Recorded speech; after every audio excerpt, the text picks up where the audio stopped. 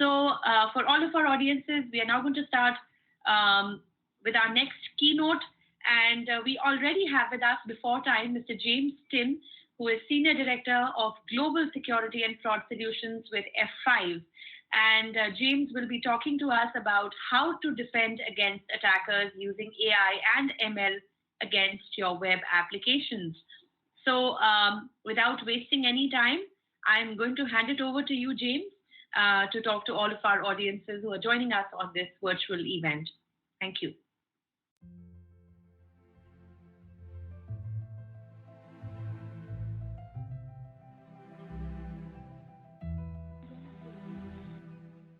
I have a problem with sharing. An error has occurred.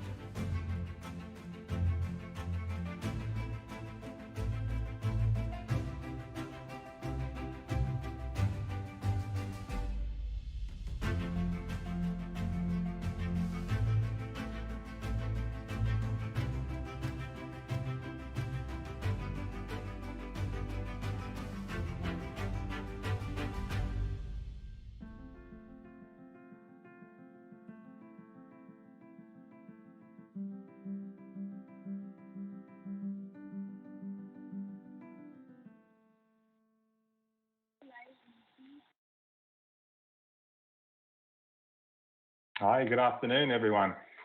And what an interesting discussion that was just now. I thought that was really enlightening, and I'm glad to see that there's so much depth in the capability in the industry over there in India. So my name is James Tin. I'm based in Sydney, Australia. And what I'm going to do is go over some of the attacks that we've been seeing targeting some of our financial services, bank, e-commerce, and airline customers. And I'm going to show you what some of the attackers are using in terms of ML and AI to target your infrastructure, and some of the techniques that we've had to develop to try and catch up to where the attackers are at the moment. So as you can see here, I've taken some screenshots of some news articles. The average age of an attacker, according to the UK, is 17. And we've seen that attacks in the past have been DDoS attacks. They've been, very simple to launch types of attacks, but we're finding now that you don't need to have such large volumes of attacks. They're getting much more sophisticated. And in this particular article here, it said 85% of all attacks are leveraging 2 or more threat vectors. So some of the attacks might be a distraction, while they're doing other more nefarious attacks like exfiltrating data or transferring fraudulent, doing fraudulent transactions, transferring funds. So the nature of attacks is getting more and more difficult to identify with traditional security approaches. So some of my banking customers, they're very well equipped with resources, technologies, capabilities, procedures. But unfortunately, some of these attacks are designed to get through all of the different layers of security controls that they currently have and they're still causing outages or account takeovers or fraud to occur. I'm going to go into a little bit more detail about what some of these are. So, in the past, there might have been a DDoS attack, and I've had customers in the past that will try and block traffic that's coming outside of the country that you're in. So let's say if you've got the web infrastructure in India, let's block everything from outside of India. Now that worked for a period of time, but the attackers have now become much more savvy. And what they're doing is they're leveraging botnets, which are from compromised mobile devices, compromised IoT or home gateways or CCTVs. And so once you do a geolocation block, they just morph around that. So what we're finding is IP address information and geolocation are really not that useful these days to mitigate attacks. One particular attack I saw had over 1 million source IP addresses in the attack.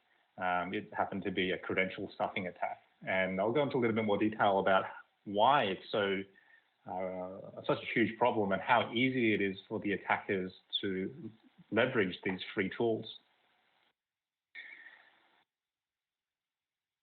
All right, so on the right-hand side here, you'll see a screenshot of a video from YouTube. It's a 6-minute video, 5 minutes 40, and it shows you how to leverage a tool called CenturyMBA. And it's still on YouTube, you can go watch it now. You can download this tool, CenturyMBA. You can download a username and password list that was from a previous breach, and you can download an open proxy list and hit play. So it's very, very simple for the young kid to do. And once they get some success, an average attack might have around a 2% success rate. What they're doing is getting free username and password lists that they found from another breach, and then replaying that against any website that has a username and password. So that could be your utility, it could be your telecommunications provider, it could be your Netflix, it could be even petrol station loyalty card things. They're very anyone with a username and password could potentially be used, because most people who have an account, they generally end up using the same username and password across a lot of their websites that they access. And so what some organizations have done to try and mitigate this, to try and confirm that it's a human coming in, is use tools like CAPTCHA and reCAPTCHA. But this screenshot on the left-hand side, you can see that you can get CAPTCHA solving services for you for $1,000. You can buy them for $1.39, and the machine learning OCR solve rate is 99.8. And so Google did a study of this, and they identified that humans actually can successfully get through around 33% of attacks. So if the attackers can get straight through this with these online tools, then the only people that you're stopping with the reCAPTCHA is actually a legitimate human. You're causing so much friction that people end up using other services. I did have a customer in Sydney who was a health insurance provider, and they had people calling in to their help desk and saying, look, I've tried to enter the CAPTCHA 11 times and I can't get through. And that introduces a call into the help desk, negative user experience, and they find that the customers end up churning to another provider. So the traditional security controls and even the newer security controls aren't really that helpful when the attackers are leveraging tools like ML and AI to target your applications. So on the next slide here, slide 5, we'll just wait for it to come up. We're finding that the applications have become the focal point for cyber criminals, stealing more than $40 billion in value and costing enterprises more than $105 billion in total losses annually. And as you can see, it's very simple to launch these attacks. You don't need much skill and resources to start. And once you've got some success, then it becomes quite addictive. And so that's why The average age of attacker is so young. These types of people, they don't have home loans, they don't have cars, kids that they need to look after. They probably don't even need to cook for themselves. They might be in the basement of their grandmother's house. And so they've ultimately got lots and lots of time, and they're like a sponge. They learn really quickly, and there's all these free tools and resources available online. And I saw another article that said the average cyber attacker, even if you're mediocre, could earn $30,000 US per month. That's quite a lot of money, and it's quite a lot of money compared to what the defenders are getting as well. So especially if you're coming from a region that has less economic activity and not as many, not as well developed financial systems and environment, then you could easily take up a job doing something in the dark net, and you could be a mule in some of these gangs, and so you could literally earn quite a bit more money than what you could do in the real world. So we've also seen a recent attack. Something that's quite new is where the attackers are targeting email providers. So you might be an internet service provider, and they compromise accounts in the internet service provider, targeting individuals, and they realize that individuals will have a whole bunch of information in their email box. They might have tax information, they might have banking information, and if you have an account with the bank or an airline, you can select to reset your password, and that airline or bank will send an email to your email address that's listed on the account, and the attacker receives that email and they click on that link and then they reset that third-party website. So we're finding this as a huge problem. So it's morphing towards not a direct attack on your web infrastructure, but your password reset functionality. And this one's going to be very, very difficult to stop because people are using all these different email providers, and some email providers have higher security, some of them have lower, a lot of them have pretty poor security actually. And if you're doing credential stuffing on the webmail interface or the IMAP or the POP or the SMTPS, it's very difficult to run your traditional security controls on there. So what we need to do is look at how can we confirm what is a human request versus a non-human request, and then apply some more controls on that. And so I'll get into a little bit more detail about how we're able to do that. Here's another thing that I thought was quite interesting. Only 4% of all threats that go to a SOC are investigated. So that means 96% of events that are going to a SOC actually get straight through. And so if you're running a SOC, you're drinking from the fire hose today. And so that's why security orchestration, automation, and reporting is such a huge thing. Humans are becoming the bottleneck, the problem. Humans can't review so many incidences. It would be great to get something like ML and AI to go through all of these events and then get rid of the ones that are noise, the false positives, and benign. And then the interesting ones, they're the ones that you want to allow through to the keeper and have a human there who's ready to actually catch these incidences and actually do something about them.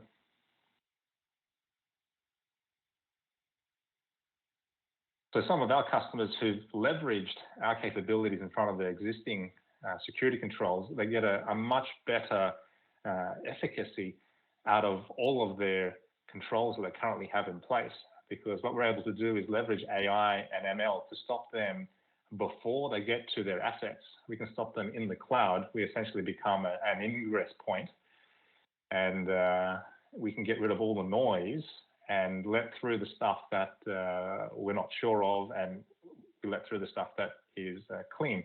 So the stuff that we're not sure of, we can flag it in the HTTPS header, and then when it gets through to the origin,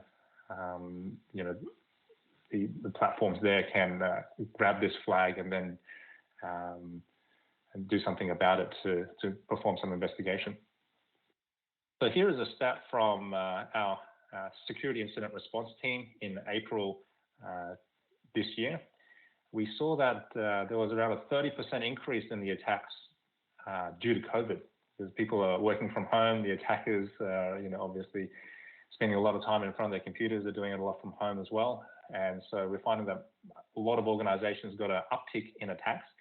And we're finding that DDoS attacks are actually dropping off. And we're finding brute force and credential stuffing attacks as a much larger portion of the attacks. So as you can see here, it's roughly 65% of the attacks that we saw globally were brute force and credential stuffing attacks. And why is it so big? Because it's so easy to launch and it's so difficult to identify and stop. So these attacks can go through traditional web application firewalls, IPSs, IDSs, next-gen firewalls, because there's actually no malicious payload in a credential stuffing attack. The maliciousness about it is if the first one fails, they'll do another one with a different username and password and a different username and password. And it inundates the authentication platforms. It causes slowness, and the successful accounts get compromised. They can be resold on the darknet for quite a lot of money per account. Or the attackers can go in there and siphon the money out, siphon the points, and cash out essentially. So here is a pattern of 1 week for one of our customers. Now, you might think that this looks legitimate. It's all green. It looks pretty good. But in actual fact, a large percentage of that traffic is not from humans. So this is what a traditional human website, a website that's visited by real humans would actually look like. It's a diurnal pattern. You'll see that during the evening it drops off, like at midnight, and then during the morning it comes back on, and then Saturday and Sunday here you can see it's a little bit lower than the Mondays and the weekdays of the week. So we found that a huge percentage of most traffic to your website is actually non-human, and a lot of that is actually malicious traffic as well. So an example of a case study of one of our customers who was under a credential stuffing attack. They didn't know about our capability, and they felt that they could do it themselves. And this is an actual snapshot of a presentation that they gave to our team. And during this time, they were offline, and they're a financial services company with a lot of more senior customers. And when you have an older generation and they can't access the website and the internet banking, they have a immediate suspicion that their money is stolen. And so they call up the help desk, and the help desk gets inundated, and then there's negative experience because accounts get locked out. The website is unavailable for a lot of period of time, and the CIO was getting inundated from the CEO, from the stakeholders, the shareholders, the board, and they're under a lot of pressure. So they did a whole bunch of things to try and mitigate the attack. They tried to put in rate controls. That didn't address the issue. They tried to put in one-time password PINs. That didn't address it. They deployed reCAPTCHA for mobile banking. That didn't address it. They put in IP reputation and geo-blocking on their application delivery controllers, and that didn't fix it either. They tried doing stuff on the IPS. They looked at the ISP DDoS mitigation. They looked at the web application firewalls. They spoke to other credit unions. They updated a whole bunch of their CMSs and the platforms for addressing some vulnerabilities that they had. They had daily communication with business stakeholders, and they were at their wits' end. Finally, they heard about what we could do, and we got them protected in a matter of hours, and we stopped the attack for them, and we brought them back online, and they were so grateful for this. And the capability that we offer has a super quick deployment capability and a very fast return on investment. especially when you look at the fraud that we're actually able to stop. So we're getting into the fraud space now. So we've had some financial services customers who've deployed our platform in front of existing fraud platforms, and we're picking up 50% more fraud than what the traditional platforms are picking up. And this is in real time, so we can make a real-time decision to stop the fraudulent transaction rather than let it go through and let the transaction occur. Then you have to claw it all back, and then there's a lot of manual processes. And so some of our customers are getting a 3-month ROI based upon how big their problem is and how easy we're able to address the solution for them using machine learning and AI. So we essentially are moving away from rigid rules. So a WAF, your network firewalls, your IPS, IDSs, they're all rigid rules. We need to move away from rigid rules, and we need durable descriptions of how fraud flows across the seams. And so essentially we ask 3 questions. Are you human? Are you good or bad? And are you who you say you are? And we do this completely transparently to the user. And this can be on the laptop, the mobile device, the desktop.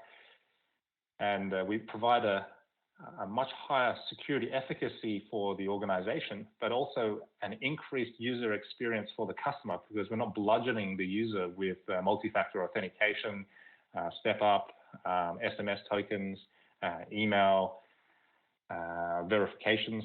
We can actually confirm that they are who they say they are and get their intent and allow the good people to come through and stop the bad guys who are doing nefarious activities.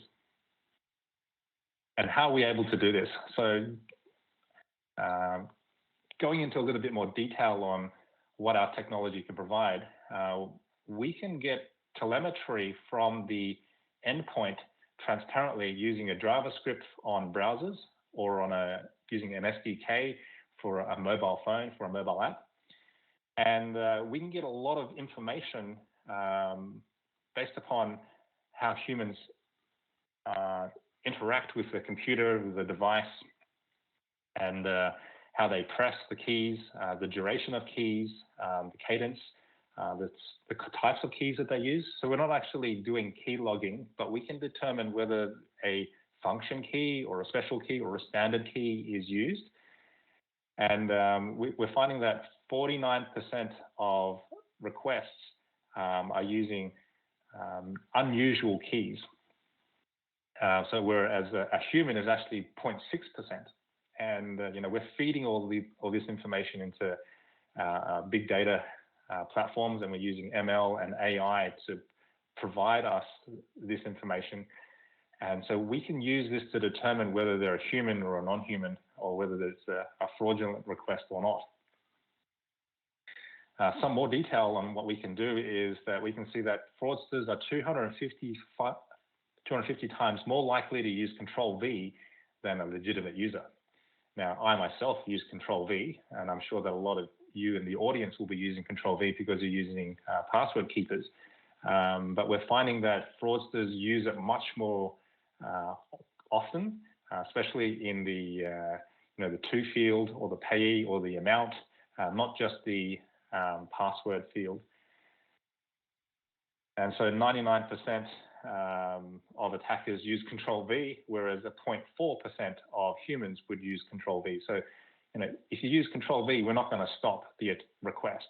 What we're doing is we're gathering telemetry about the interaction, and we're adding up to a score and then making a determination after the interaction is complete in real time to determine whether that request was from a human or not.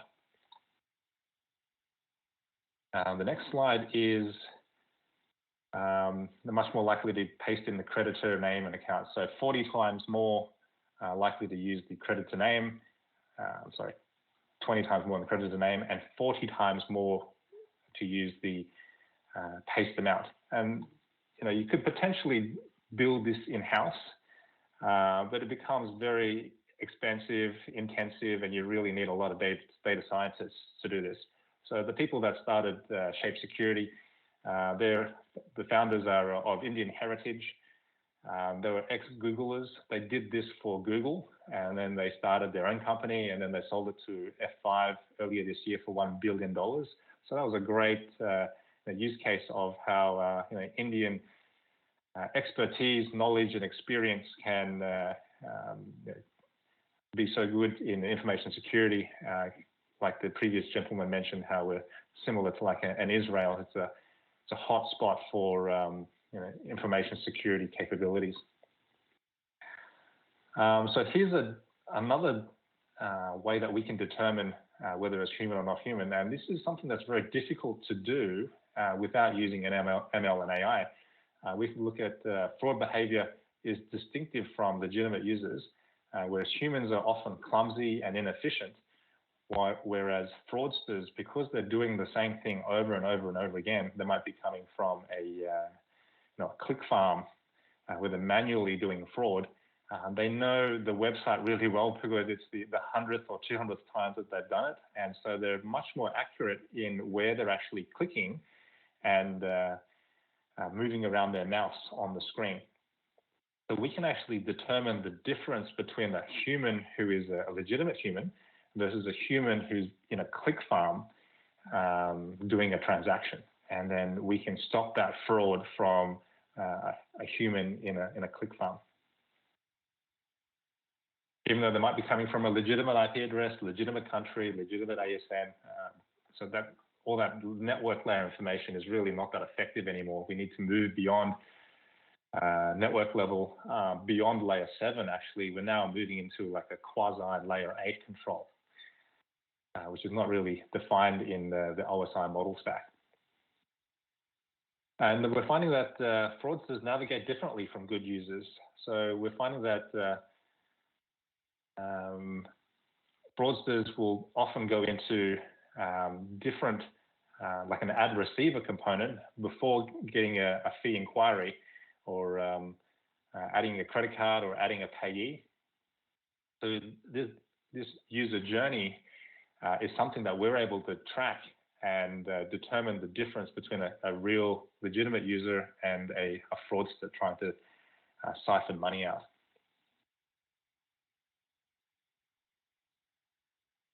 So what Forrester has identified is that we're able to save organizations on average in a huge amounts of money.